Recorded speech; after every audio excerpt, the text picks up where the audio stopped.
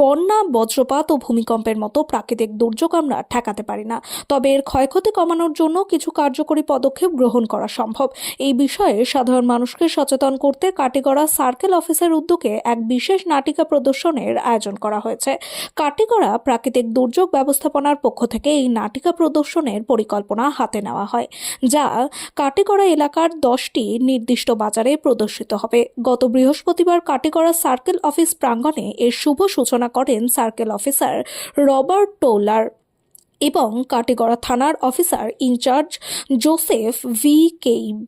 Disaster ম্যানেজমেন্টের field officer Bishal Chakraborty জানিয়েছেন, চিরাগি বাজার, চৌরঙ্গি বাজার, গোমরা বাজার, জালালপুর বাজার, কালাইন বাজার, বিহারা বাজার, ভাঙ্গারপাড় বাজার, যাত্রাপুর বাজার এবং গনির গ্রাম বাজারে এই নাটিকা প্রদর্শন করা হবে। এর মাধ্যমে সাধারণ মানুষকে সচেতন করে প্রাকৃতিক দুর্যোগের ক্ষয়ক্ষতি থেকে রক্ষা পাওয়ার উপায় শেখানো হবে।